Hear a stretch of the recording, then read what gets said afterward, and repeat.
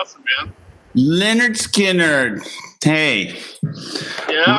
In peace, Gary Rosington, the last of the original Leonard Skinner.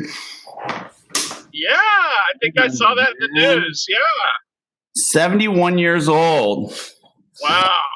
So he's the last original that was still touring with the group there. A great tune, man. Simple Man. Absolutely. There's a little trivia. I can't remember his name off the top of my head, but one of the guys who plays guitar, who's been with them now for probably a couple decades, but he's my age. He went to my high school, graduated at the same time, has been playing with Leonard Skinner for at least the last 20 years. Oh, really? Yeah, I saw some friends of mine who went down to San Antonio and saw him, I don't know, a couple weeks ago, I guess. Something like that. Yeah. Crazy. Yeah. Dude, it's like insanity. It's like all these legends are dropping off like flies. So scary. I know we're getting old. We need to get people on our show. So, hey, everybody, IoT Coffee Talk listeners and viewers, welcome. We hope you're doing well. So, welcome. That's like John Oliver, right? So where are you headed, bro? I am driving to Texas. So I've done the big drive at light speed. I mean, I'm following the speed limit. That's what I meant to say. So, okay. Driving from Seattle to Dallas. And so... Oh, my God. That's like, imagine kind of Seattle to Boise, Idaho, Salt Lake City, scooting across southern Wyoming to Cheyenne, and now I'm headed down 25, down Colorado through Denver, just past Pueblo. I'll cut through the corner of New Mexico, get into Texas, hit Amarillo, and then head on into Dallas. It's going to be a long day. It's a 12-hour drive day. For sure. Yeah. So sounds like you've done this before. Yes. I should be a friend of mine goes, man, you should just be a long haul truck driver. Make the big bucks. Why not? Yeah, there you go. Oh, man. So, yeah, man, we, last week we were in Barcelona. It feels like forever, man. I am so out of it. It's like not even funny, man. What a great week. I know. That was one of the best MWCs I remember going to. It was really good this year. Well, I think I kind of ruined it for myself by overbooking, and we couldn't hang out. We didn't go to Sarah 23 together. That's a freaking tragedy, dude. That is a tragedy. Friggin'. So you just had too many meetings booked? Yeah. It was like from Sunday morning to Thursday, literally 5 o'clock. The security had to kick me out on Thursday. I love it. Yeah. I was a straggler. Literally probably one of the last maybe 50 people in the video, and they were tearing down.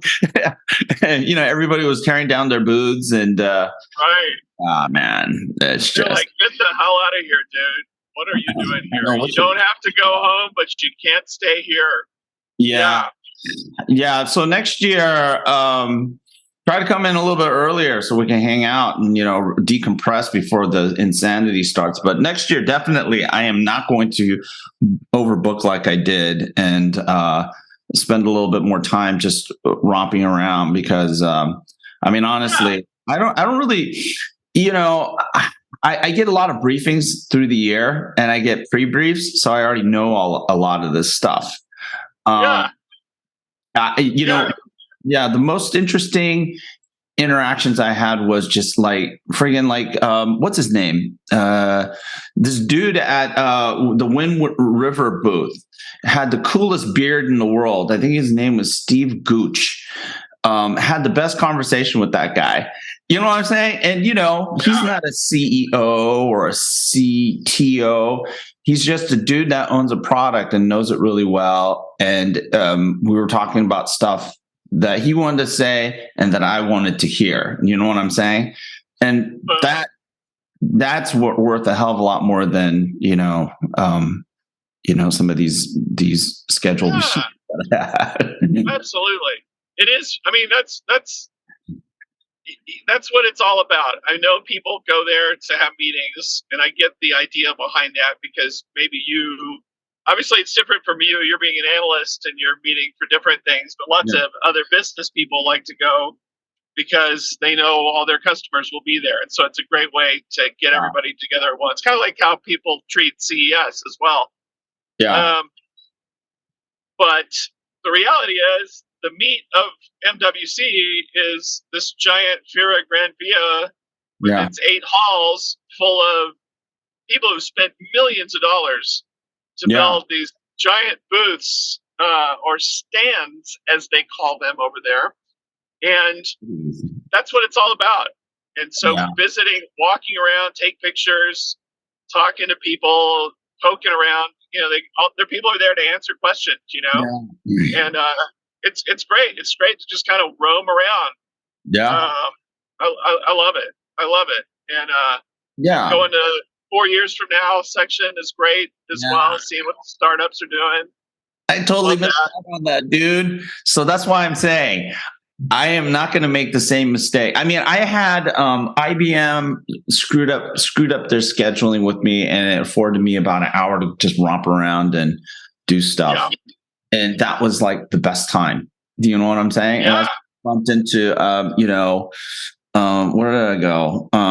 That's where I bumped into the gentleman at Wind River. Got to spend a little bit more time at the Marvell booth. And just snooping around, and for analysts, I think it's a good thing to snoop around. You know what I'm saying? Because instead of getting the scripted stuff, you can ask technical questions and get the product teams to tell you, stuff that you can typically not get on a briefing or whatever. Or if you do get a briefing, then you have to go. But you can't touch and feel it. You know what I'm saying? And there you can touch and feel the technology. You can see the demos, ask questions, roll your eyes if you see like serious BS, especially a lot of the AI related stuff. So yeah, you're right. You learned obscure things that not everybody's going to know about that could be a breakthrough thing in the coming years. Yeah, exactly. Yeah. I think one of those that fits in the category, and it just happened kind of randomly.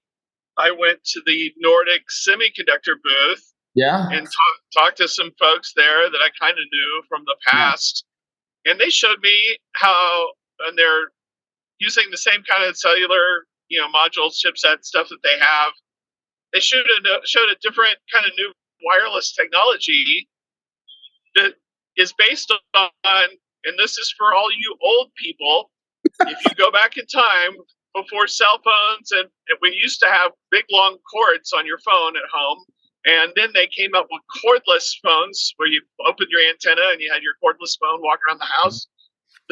Whatever that frequency and whatever that wireless technology is that supported those cordless phones in your house, they have done some modification, or they're using that, and they're building a new lightweight data wireless capability that is similar to LoRa, I think.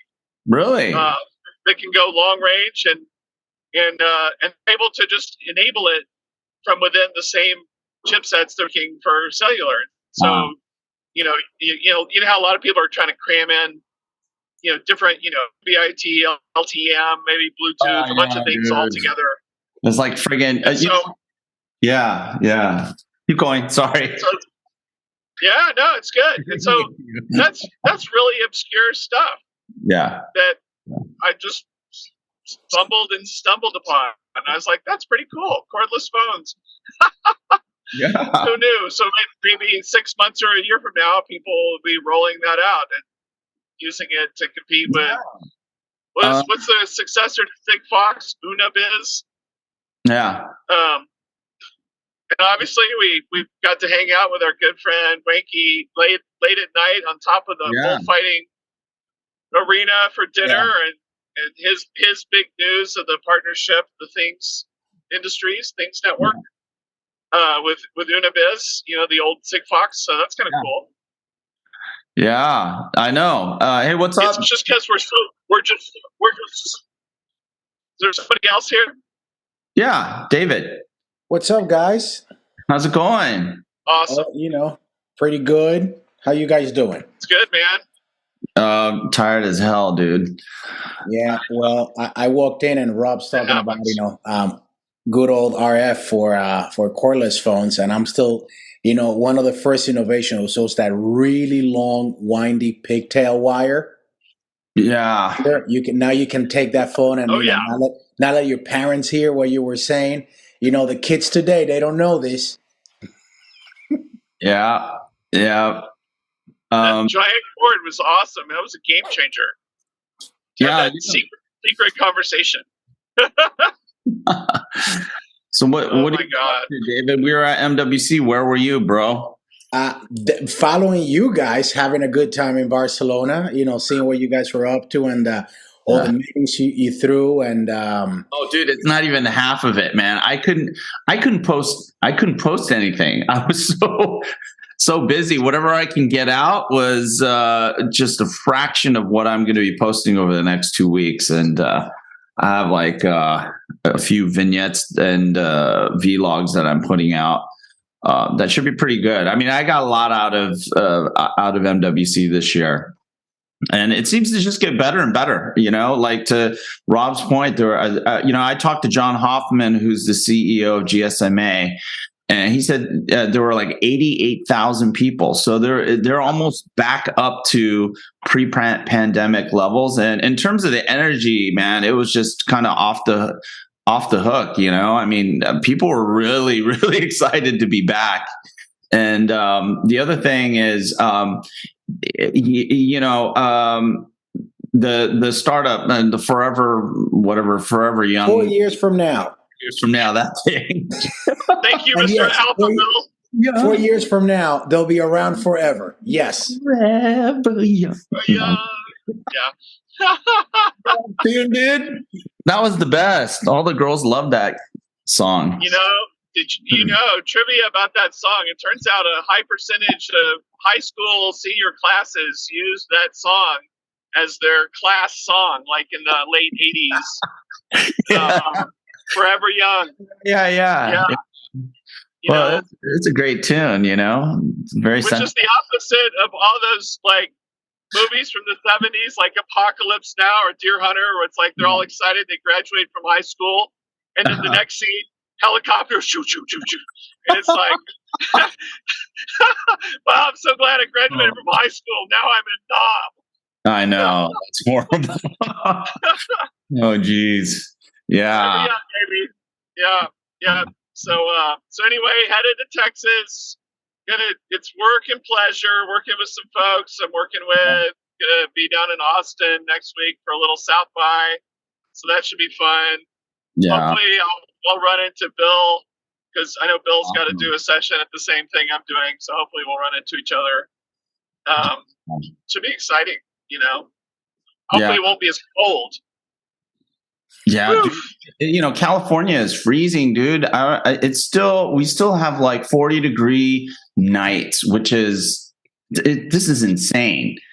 Do you know what I'm saying? I mean, we're talking about about 3 months of this crap, and it's so not normal. And then they have this other atmospheric river coming through California. I mean, what the hell is an atmospheric river? When did we ever hear about this crap?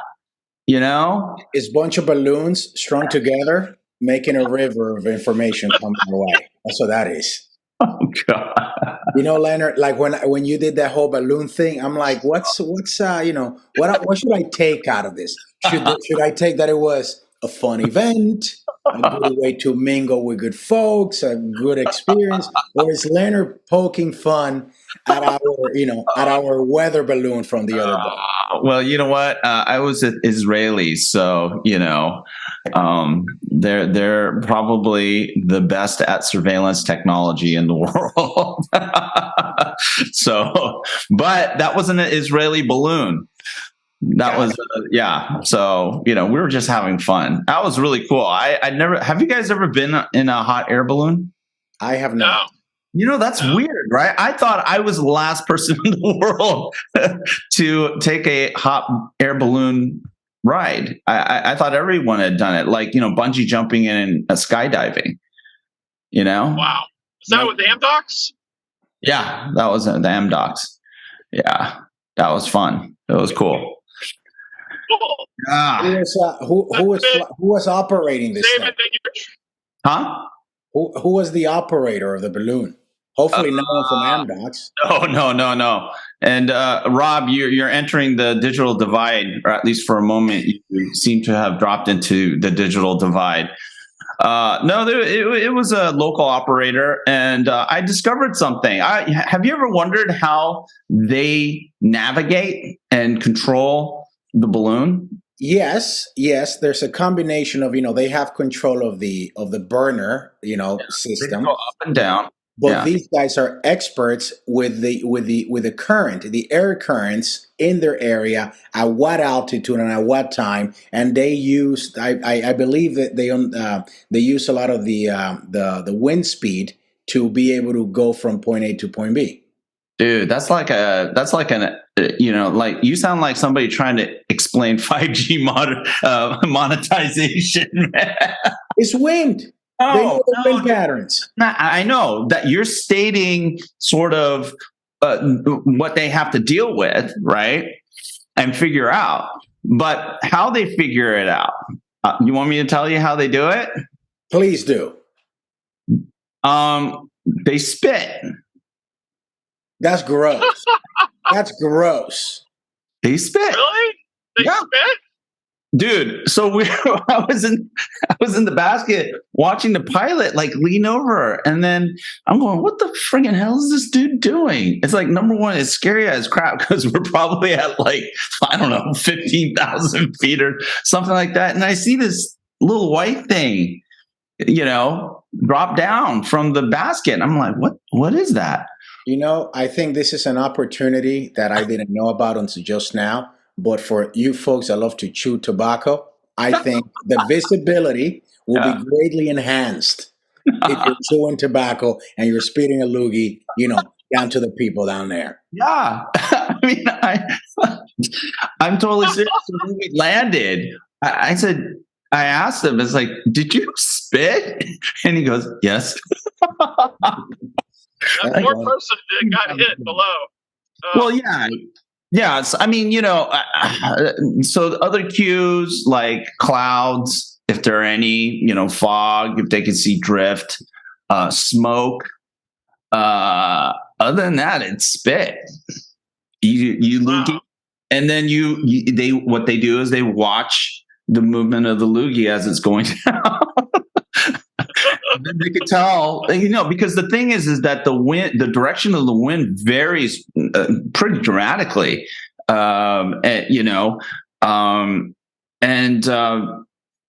how they get around. They have to use very practical cues to figure out how to control the balloon, and then they have to adjust the altitude. That's all they have. And the only other thing they can do is turn the basket around. They can rotate the balloon. That's it.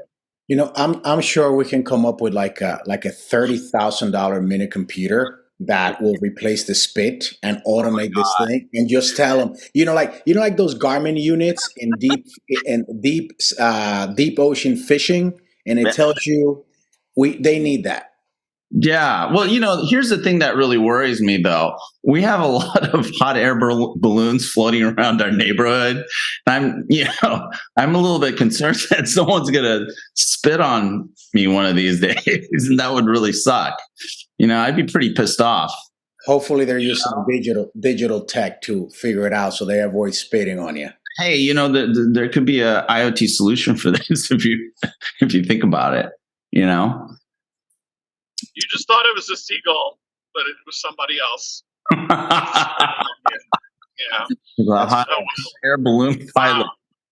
So has anybody tried to put a jet engine on the side of a hot air balloon, maybe?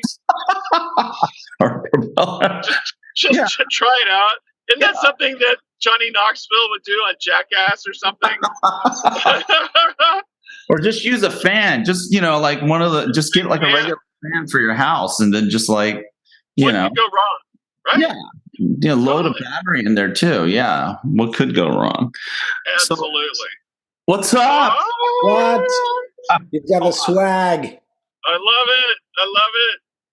Hey, someone's got to contribute to the damn cause. That's right. You're holding the whole thing on your shoulders, bro. Yeah, that's got to be it. What happened? I'm sorry I'm late. I just got done doing that MEX IoT and Smart World worldwide conference. So there you go. It's a good looking shirt, man. It is, and it feels nice. I mean, it's like, I agree. The problem is that you can't, you wear it in public and people are like, oh, what the? Oh my God. IoT Coffee Talk. Isn't it so yesterday? Yesterday. The hell are you doing? It's like, you brand yourself as old. T-shirts. Yeah. These T-shirts mark the beginning. This is how we're going to swim out of the trough of disillusionment. It begins with a T-shirt. Yeah. I mean, old school, man. This reminds me of like when I used to be in bands and we made most of our money off of merch.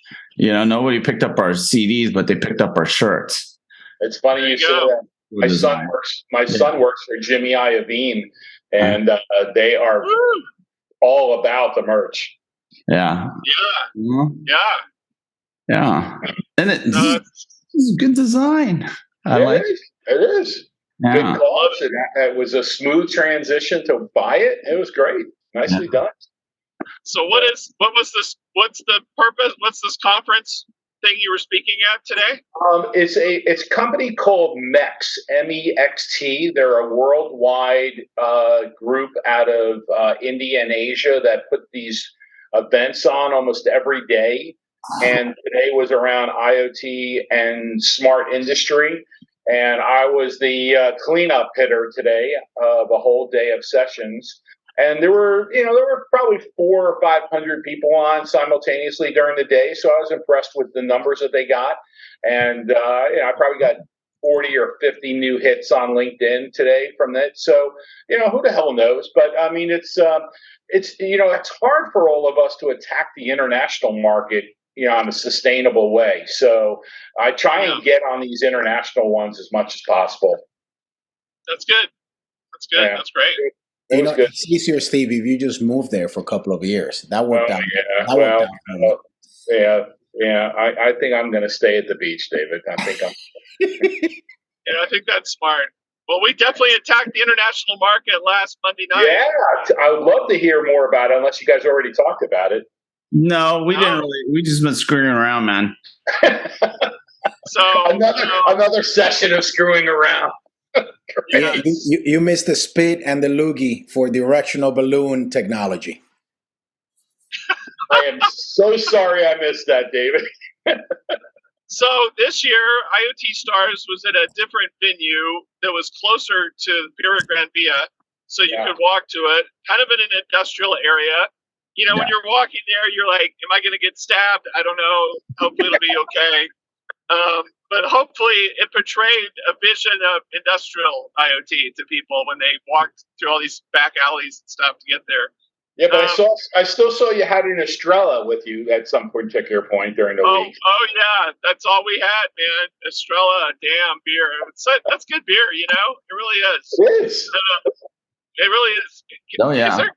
Can we get that somewhere in the U.S.? Yeah, you can. You absolutely can. Every time I look and I see it on a tap someplace, I get a draft of it. It's awesome. Oh, that's awesome. Yeah. So the place we had it at, it was kind of like this audio, video, whatever, which, a big auditorium kind of thing, a stage. They must do other kinds of events. And so we started off we're going to do the coffee talk thing. And we actually went upstairs and it was like full studio. Oh, amazing. Yeah. I was like, all the high-end gear for recording. Yeah, it was legit. It was much better than what we normally do. Yeah. It was really high class. Yeah. Work. And so Leonard and I and Mark sat down and with Charlie Key, and we just went live. But we, instead of coffee though, we had beer. Yeah. And I think that made it better, as it turns out. Maybe Estrella should be the official sponsor, the official beer sponsor, you know. And so, we talked through stuff with Charlie. We had different people come up, you know, and chat with us. We had, what else we have up there? We had Alistair Fulton, formerly of Simtech. He came up and we chatted. What's he doing these days? What's he doing? Does he have a job, or what's he doing? He's advising, what is it? EveryNet or some, I don't know, somebody. But in between, he's been really helpful with me though, with my green. Good, because he's kind of critical of this tech for sustainability. So we talk a bunch around that. Who else did we have up there with us? We had no, geez. Let me think. Rob, hold on. I need a clarification because your gringo Spanish threw me for a loop. When you said Estrella, you mean like the beer brand? Yes. Okay. Yes. Okay. Estrella. Do it with me. Estrella. That's way too capabilities, David. Sorry. It's Estrella for us. No, man. Come on. You're drinking local beer made in Barcelona. Just come on. You know, if Leonard can say mojito, you can say Estrella. Mojito. Oh my God. You know, I'm having flashbacks to the Pee Wee Herman. Uh-oh, he's in the digital divide again. You're in the digital divide, bro. Sorry. Where the hell are you? Is that a dinosaur? I'm in southern Colorado. I'm right next to a cell tower, man. Oh. Let me push the button. That doesn't matter. Oh, crap. Oh, my God. Yeah. Oh, look, electricity's being created right there. There it is. There it is. That's why they're not moving. Oh, crap. It means they're not creating electricity. I thought they're always supposed to be spinning. What's that all about? Are you telling me that sometimes the wind doesn't blow? No, I'm saying that the 2032 battery has to be replaced. Ah, man. The grid is a real-time system. Okay. Well, it looks like you guys had a great time, but I will tell you that I had a really good time also missing you because we came in second place in the basketball world tournament. Oh, congratulations. So, I averaged almost 18 points a game for 6 games, so got into the finals and lost to the number 1 team in the world. So I didn't miss you guys that much. Well, good for you. Wow. Good for you. You have to play against Kareem Abdul-Jabbar, I think. What? What did he say? One more time. One more time, Mr. Digital Divide. He's speaking Spanish. That's why we don't know what he's saying. Estrella. Oh, my God. He's in a bad patch. Done. You're in a bad patch, dude. He's done. Yeah. No. He's done. Yeah. He's done. All right. So, Leonard, what was the highlight from last week? Is he back? No, he's not back. All right. Never mind. You are so max headroom right now. It's not even really. Yes. You know what's funny? You can't hear me, and I guess I'm frozen. But you guys are moving around, and I've heard you the whole time, even though you've been saying I'm in the digital divide. You know why? Well, next time, learn to pay for 2-way communications instead of 1-way.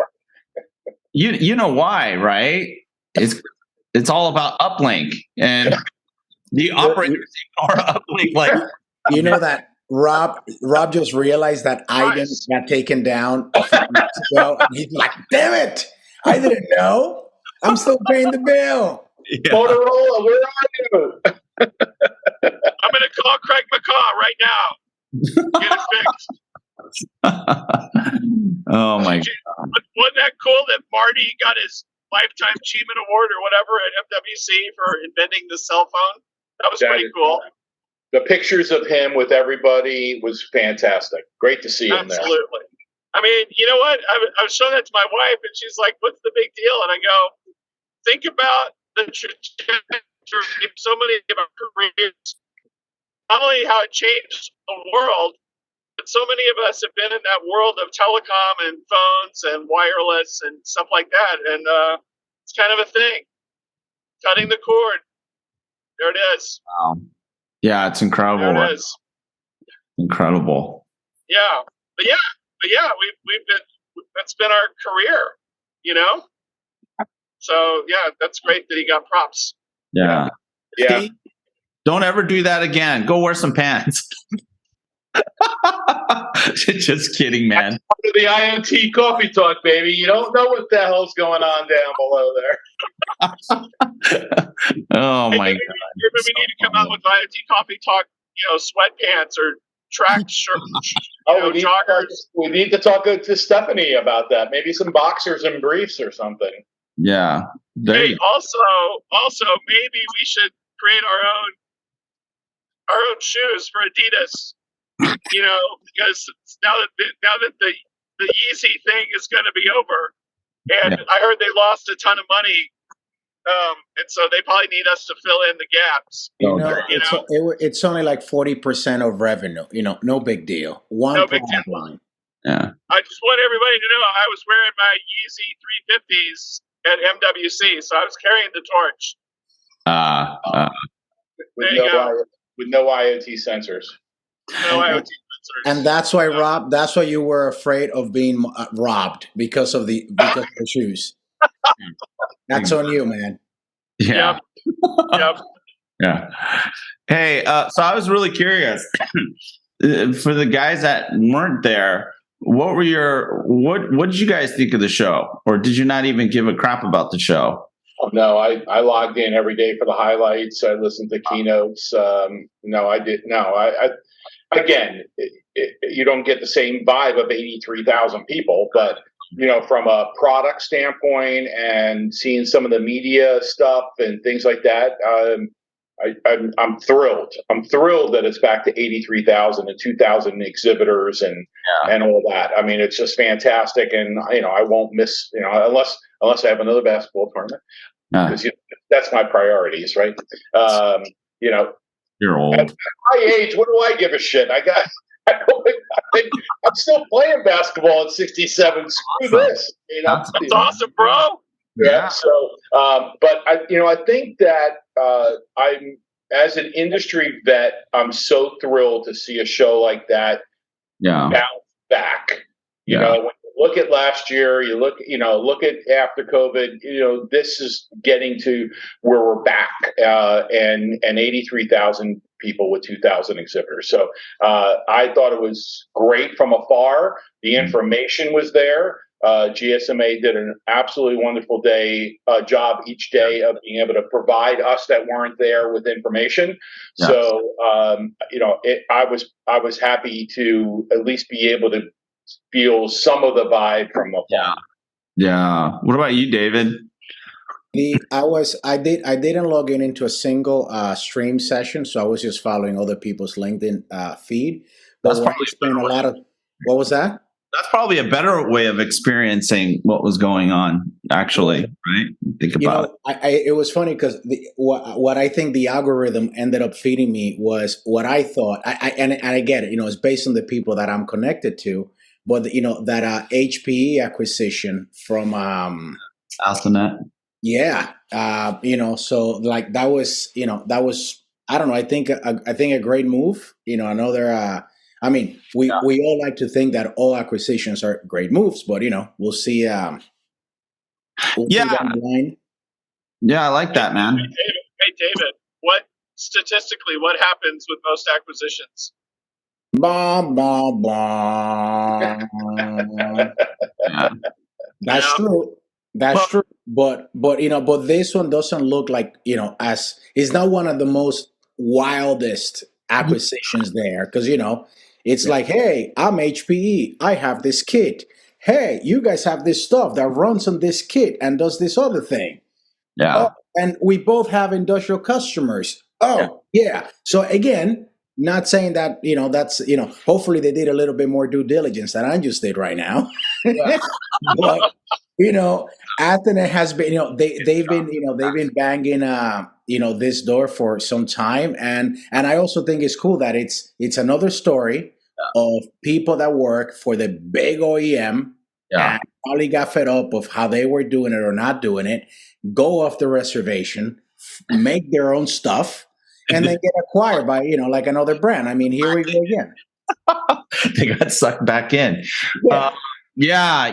One of the things that, one of my impressions coming out of MWC, I'm glad you brought this one up, is that 5G stuff, the private 5G stuff, there's a lot of hype about it, and there's going to definitely be disappointment.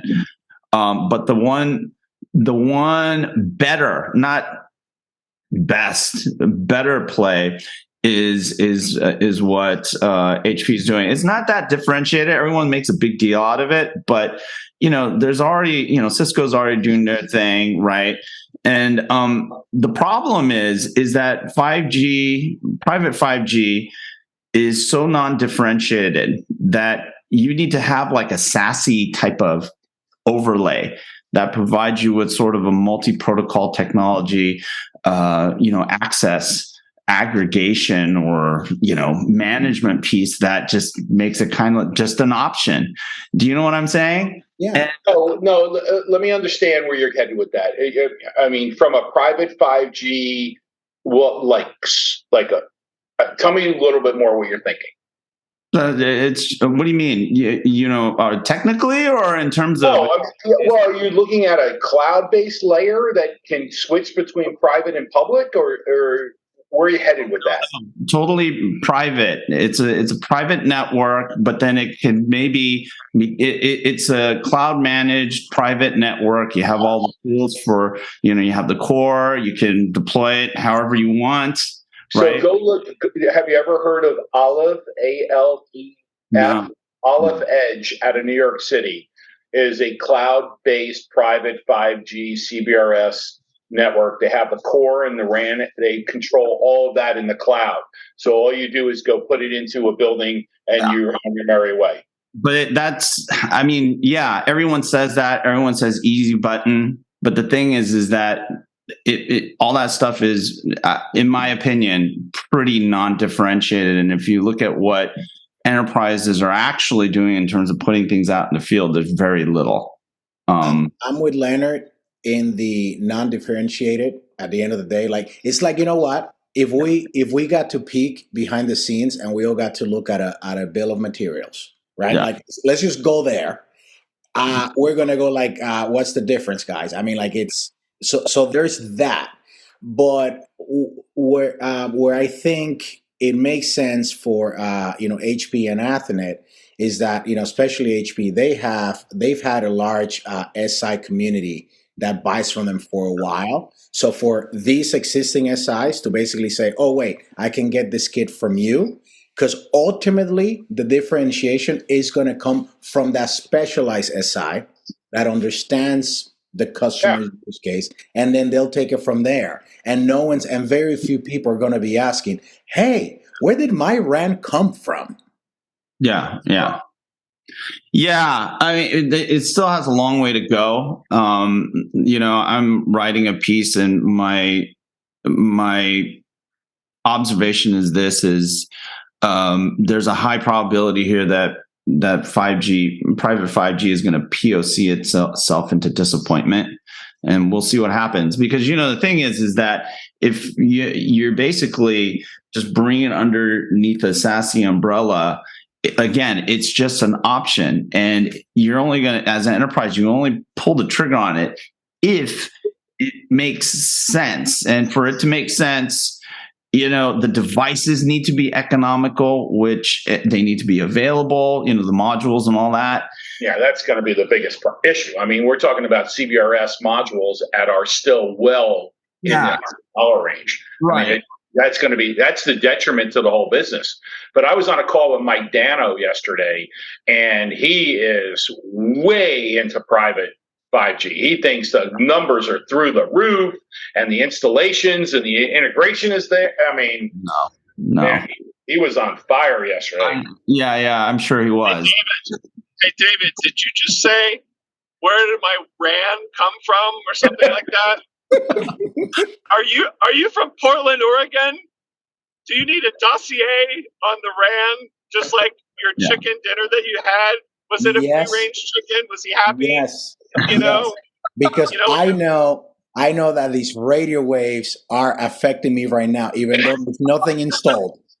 Okay. The fact that a permit was issued, and I noticed a difference on how my beer tickles in the morning. This is like the Whole Foods of cellular is what we're talking about here.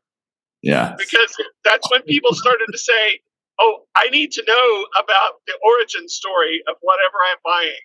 And so you're bringing it to cellular. I'm so excited about this. I hope you write a book about this. Oh my God. Where did my RAN come from? It's not different. It's not really differentiated. I'm just agreeing with Leonard here. I think I'm ready to die on this hill. No, I'm glad to hear it from you, because you've probably, out of all of us, have been as close to the trenches in this stuff. It's just, I'm not just talking to the radio guys and the big names that, the SIs and all. Well, I'm talking to them as well.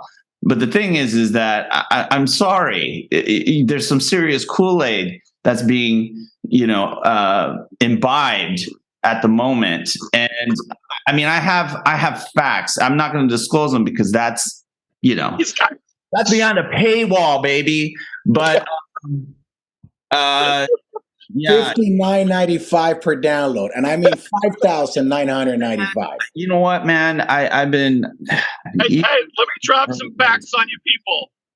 Wi-Fi 7 is going to blow everything out of the water. So is 6G. Damn it! No, but Wi-Fi 7 is going to be real. 30 gigabit, dude. Cellular can't even approach that. Not even a fraction of that speed. And guess what? Everybody understands Wi-Fi. They have it at their house. It's familiar. Every company on the planet has Wi-Fi throughout. How's Wi-Fi 6 working for you on that farm, by the way? It's awesome. It's awesome. It goes right across from at least 100 yards, man. Yeah, Mr. Digital Divide. Yeah. Everybody have fun tonight. Okay. Super. Yeah. Gotta go to this. Well, I want to bring up one crazy thing, because all of you geeks are into this kind of stuff. But we are 42 minutes and 42 seconds away from the first ever 3D printed rocket and rocket engines taking off from Kennedy Space Center. Oh, no way. What's the name of that company? Relativity. Yeah. Yep. Can we watch that online? I will. Yes, you can. You can go to the NASA website and the Kennedy Space Center site and see it in 42 minutes. But I'm going to go across this. I'm going to go to the beach and go look at it and see if the Legos actually make it. The Legos. That's exciting. That's exciting. Wow. But I mean, just think about in our lifetime where we've come with this 3D printing stuff. The idea that they built a rocket that's going to be fueled by natural gas to go up in orbit. No way. Expansion of a 3D printed container rocket, and the engines are 3D built. That's freaking amazing. I mean, this shit's amazing. Pretty amazing. That is amazing. I love it. I love every bit of it. I agree. That's why I wanted to bring it up to you guys, because I just think, when we think about technology and where we head, it's incredible. Yeah. We can 3D print that stuff, and we can get something into orbit using natural gas. Do you realize this country has more natural gas than the whole planet has oil? Joe Biden. No. We have so much natural gas, I don't know what to do with it. Oh, there goes a flare. Yeah. Anyway. Yeah. David's beard just tickled from afar. Oh, God. Oh man. Well, Oh my God, that's exciting. Call me when it's piloted by ChatGPT, and then I'll be impressed. So it's funny. It's funny.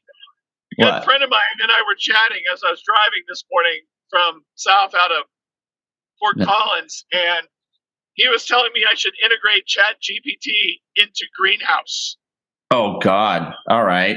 And what does that mean? What does that mean? I was like, he goes, now that there's the API version, and he goes, just to ride the wave so that you got AI in Greenhouse. And I'm like, what are we gonna do with it? I don't know. Maybe people can ask it random questions that are unrelated. I don't know. Oh, it was brought up today in our sessions. And how many of the IoT companies around the world are using ChatGPT for whatever, and every one of them said it's nice to play with, but it ain't. But there's nothing that's going to anywhere close to production. I want our audience to note something. Since when was it? The whole Bing. That was like 2-3 weeks ago, right? Yeah. Look at how we went from hype to holy crap, this thing doesn't work. Unbelievable, right? Yeah. And but don't about it anymore. That it does anything revolutionary other than start to fall in love with you and wants to convince you to leave your wife and stuff. I mean, that's like friggin' I showed this thing to my wife. I'm like, look, we should listen to it. And now my black eye has since gone, but yeah, it did not work out for me, folks. So don't try it. Do not take love advice from ChatGPT. Okay, the Bing version, any name, don't do it. Save your eyeballs. Yeah, tech companies, you should know better. Come on, you can do better than that. Don't. Yeah, I have clients that went and looked at it and that wanted it to write code, and it wrote pages and pages of code. And when the developers went back, they found like dozens and dozens of errors in the code. So, is it worth getting the base of it done and then just fixing the errors, or is it not? I mean, and then so I don't know. There's just that's a good point, because people talked about content creation and we talked about plagiarism and all that, but I'm already hearing content marketers saying, "Oh, I'm going to use it like an assistant. It's going to help. I've got writer's block, and so I'll help it get the bones of what I want to talk about down, and then I'll tweak it or whatever." I don't know. Yeah, and I had one of my IoT clients turn around and want to build a marketing plan, a go-to-market strategy plan. 27 pages it spit out. Like, really? Yeah, but again, ChatGPT doesn't have industry knowledge and context in the that we have. So whether you may come up with this shit, it doesn't mean that you know how to do that, right? It doesn't have enough. Not even close. Not even close. I mean, it goes back to, I think it was like 2 episodes ago, where we were talking about the results. It looks legitimate, but when you go and you validate the response and the output, you find that it's wrong. And I don't know, but it's just interesting how quickly the hype imploded, and I don't know. I just think companies need to be much more responsible, especially something like AI, generative AI, building or at least setting the expectation that this will disrupt or it will take out. Come on. You know what I'm saying? But how much, but also, I mean, I'm not disagreeing with you regarding responsibility, but also how much of it is on us, the would-be user? Because look, I think we could all agree that there's a bunch of situations where it can save you time, right? And depending on your query, you don't have to go into double checking everything. Well, there's some things that you should, like, if it's a mathematical equation that you're going to use to do something else, like, you should check that out, right? You should let me validate that the answer or the sources are fine. Some of that has to fall on us, the would-be users. Otherwise, we're going to be in a world of hurt that we cannot even think about right now. Because remember, my kids, they're doctors. They Zoomed their class, and if now these guys are gonna do the next thing on ChatGPT, I'm gonna move us to the jungle, and we're gonna do like my grandparents did. And you know what? This leaf for that, and you chew it, you spit out a loogie, and you grind it with something, and this will heal you. I'm only half kidding, by the way, because it's nuts. You know that there is a difference between spit and a loogie, right? Yes. It's the concentration of other things. Yeah, don't be disgusting, man. What's wrong with you? Sorry, it's the chewing tobacco, man. The chewing tobacco got me early. Yeah. Just a pinch between your cheek and gums gives you real tobacco flavor. Yeah. Well, hey guys, this is way too fun, but the fun sometimes has to end eventually. But hey, to our IoT Coffee Talk listeners, if you made it this far, wow. What the hell's wrong with you? Yeah. Make some money. How the hell did you do it? Thank you for being bored out of your freaking mind and joining us. But we have the live stream video that we're gonna put out soon from MWC or IoT Stars. So keep an eye out for that. And hey, I remembered who else we had on our panel for our talk. We had Yap Groot. Yeah. Yep. I saw him. He was on. And he was encouraging us to just, close the door on IoT. he was. He was like, it's time to have a funeral. What? Yeah. I mean, it's not that he's saying that he doesn't want to be in the antenna business, but it's just like, he was just like, let's just stop talking about it. So. I don't know. I'm the messenger. I would never say.